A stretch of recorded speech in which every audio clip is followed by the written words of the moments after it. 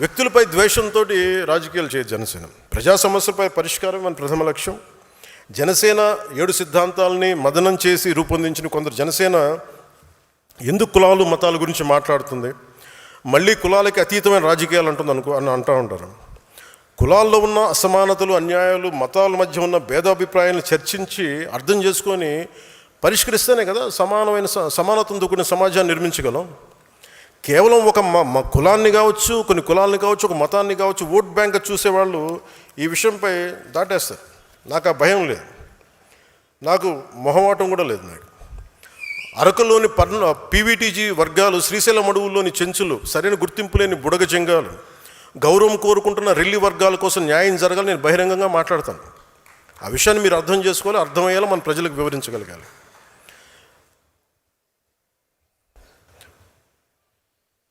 క్రియాశీలక సభ్యత్వం ప్రారంభించడానికి కారణం కార్యకర్తలు కేవలం జెండాలు మోయడానికి, సభలో హాజరు కావడానికి, ర్యాలీలు చేయడానికి కాదు.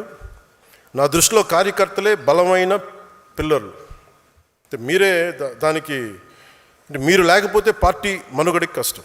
అందుకని నేను మీకు సంబంధించి మీరు అండగా ఉండాలి, మిమ్మల్ని ముందుకు తీసుకెళ్ళాలి. దాంతో సమాజంలో మార్పుకి తొలి అడుగు అడిగేసే సారథి ఉద్యమి, మన నాయకత్వానికి దృఢమైన పునాది ఉద్యమి, ప్రజల్లో చైతన్యానికి ప్రతీక ఉద్యమి, యువత సంకల్పానికి ప్రతిరూపం ఉద్యమి, మార్పును సాధించే నాయకత్వం ఉద్యమి, న్యాయం వైపు నిలబడే నిర్భయం ఉద్యమి, జనసేన ఉద్యమి వారధి ఉద్యమి.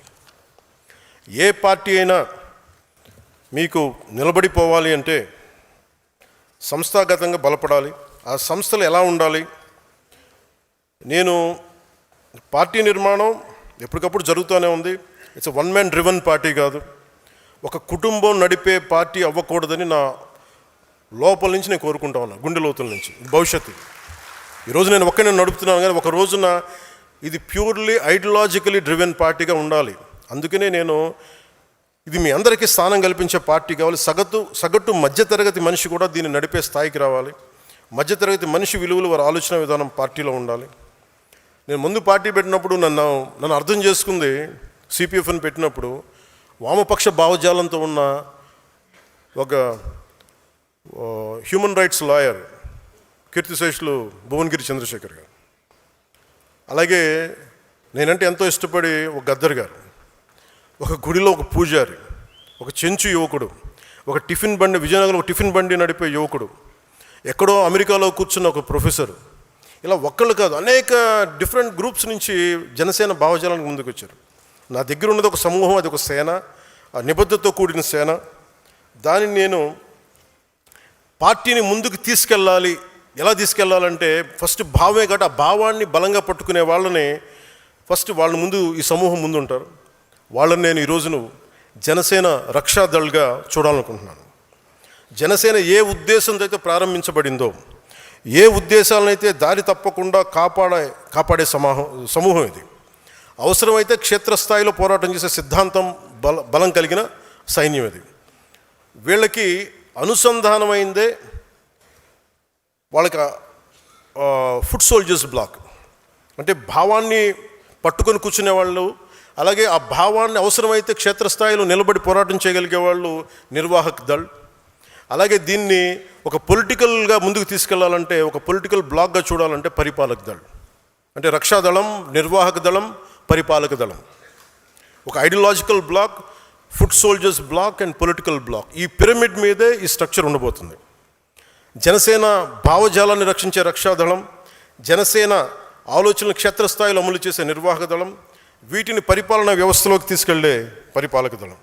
నేను మెంబర్ టు లీడర్ అన్నప్పుడు నా ఉద్దేశం ఏంటంటే, ఇది అందరికీ ఒక వేదిక కావాలి. ఎవరైనా ఎక్కడి నుంచి అయినా సరే ఒక నాయకుడిగా ఎదగగలగాలి. అది పంచాయతీ నుండి పార్లమెంట్ వరకు కార్యకర్త నాయకుడిగా ఎదగడానికి అవకాశాలు ఉండాలి. కానీ సడన్గా ఎవరు తీసుకొచ్చారు, మా ఇంట్లో ఉంటాడు, నాతో పాటు చాలా క్లోజ్గా ఉంటాడు, వాళ్ళకి పదవి ఇచ్చండి, అలా ఇవ్వడం కుదరదు. ఎందుకంటే నాతో పాటు ఉన్న 10 మందిని కూడా నేను 10 ఏళ్ళు పరీక్షించాను. ముందుగా మీరు క్షేత్రస్థాయి కార్యకర్తలుగా ప్రయాణించాలి, తర్వాత నాయకులు అవ్వండి, నాకు ఎలాంటి అభ్యంతరం. But you have to go through the process. ఆ ప్రాసెస్ని పొలిటికల్ ప్రాగ్మాటిజం పోకూడదు, కోర్ జన సైనిక భావజాలం నింపాలి. చాలామంది నాకు చెప్తూ ఉంటారు, అన్న మీకోసం మేము పనిచేస్తాం, పార్టీ కోసం పనిచేస్తాం, మా పదవులు అవసరం లేదు, మేము క్షేత్రస్థాయి సైనికులుగానే ఉంటాం, కానీ మీలో కెపాసిటీ ఉంటే మీరు ఎదగాలి. దానికి స్పష్టమైన విధి విధానాలు పెడదాం. ఎంతకాలం ఎన్ని కార్యక్రమాల్లో పాల్గొన్నా ఏం చేసాం అన్న దానికి ఒక వ్యవస్థ ఉంటుంది.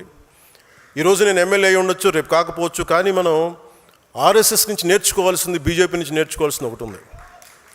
ఐడియాలజికల్ ఒక వింగ్కి, బ్లాక్కి, వాళ్ళ పదవులతో సంబంధం ఉండదు. నేను బిఎల్ సంతోష్ గారిని చూశాను. ఆర్ఎస్ఎస్ని జనరల్ సెక్రటరీగా ఉండి ఆయన రాజ్యసభ సభ్యుడిగా ఉండి అయిపోగానే మళ్ళీ ఒక కార్యకర్తకి వెళ్ళిపోయారు ఆయన. ఇది నేను ఆర్ఎస్ఎస్లోను బీజేపీలో ఎక్కువ చూస్తూ ఉంటాను. సో ఈరోజు మన జనసేన ఆ స్ఫూర్తిని తీసుకోవాలి.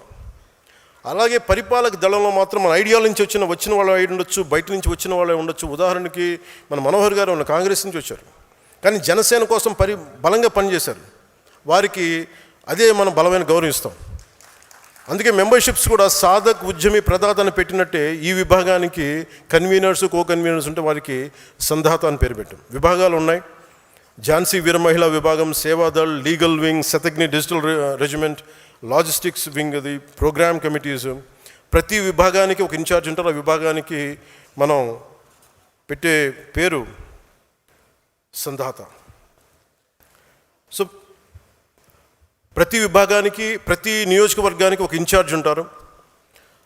5 మంది నాయకుల సమూహం ఉంటుంది. వారిలో ఎక్కువ బాధ్యతను తీసుకోగలిగే వ్యక్తే పరిపాలక దళంలోని జిల్లా మన నియోజకవర్గం ఇన్ఛార్జ్గా పెడతాం. అతనితో పాటు ఒక ట్రెజరర్ ఉంటారు, కోశాధికారి ఉంటారు, ఒక సెక్రటరీ, 2 ఆర్గనైజింగ్ సెక్రటరీస్ ఉంటారు. స్థానికంగా ఉండే వివాదాల పరిష్కారం కోసం వివాద విమోచన మండలి ఉంటుంది. అది ప్రతిసారి ఏదైనా అక్కడ కుట్టుకోగానే అన్న నువ్వు నాకు చెప్తా ఉంటారు. సార్ ఇట్స్ ఎండ్ ఆఫ్ చాలు, ఇంక ఇప్పుడు దాకా చేసిన చాలు, ఇంకా స్థానికంగా మీరు నా దాకా తీసుకొస్తే మీరే నాయకులు. అందుకని వారి కోసం ఒక వివాద విమోచన మండలి నియోజకవర్గ స్థాయిలో ఉంటుంది. ఇలా ఒక పూర్తి పార్టీ సంస్థాగత నిర్మాణాన్ని చేయనున్నాం. మీరు లీడర్స్ అవ్వాలనుకుంటే గుర్తుంచుకోవాల్సింది అందరూ ఎమ్మెల్యేలు, ఎంపీలు కావడం కాదు, పార్టీలో మీ స్థానం కూడా చాలా ముఖ్యం. నేను మొదటి 30 నియోజకవర్గాల్లో నేనే ప్రారంభిస్తాను. ఈరోజు నేను అనౌన్స్ చేయడానికి లేను, నేనే మొదటి 30 నియోజకవర్గాల్లో. అలాగే డీలిమిటేషన్ వస్తే ఈ రోజున ఆంధ్రప్రదేశ్లో ఎక్కువ నియోజకవర్గాలు అవుతాయి, పార్లమెంట్ నియోజకవర్గాలు పెరుగుతాయి. అన్నింటినీ దృష్టిలో పెట్టుకొని ఈ స్ట్రక్చర్ పెట్టాను. ప్రతి మీటింగ్లో ఇది నిర్ణయించవు, ఎవరినైతే మనకి అక్కడ ఆ నియోజకవర్గానికి ఇన్ఛార్జ్గా పెడతామో ఆ ప్రతి మీటింగ్లో మొదటి విడత నేనే కూర్చుంటాను. 6 నెలల్లో నేను మీతోటి మిమ్మల్ని తీసుకొని సాధకులతో మాట్లాడి, కీలకమైన ఉద్యమ సభ్యులతో మాట్లాడి, మీ ఇన్పుట్స్ తీసుకొని మన అందరితో మాట్లాడి ఇంక చేసిన తర్వాత ఈయన ఇన్ఛార్జ్ అన్నప్పుడు అందరూ ఆయనతో పనిచేయాల్సిందే.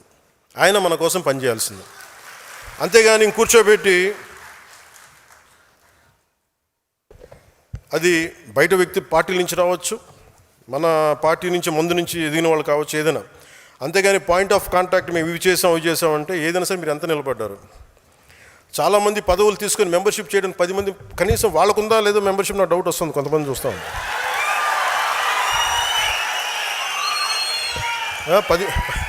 10 మంది మెంబర్షిప్, 10 మంది మెంబర్షిప్ని కూడా చేయలే. మీరు అంత మొహమాట పడితే మీరు నాయకులు ఎలా ఎదుగుతారు?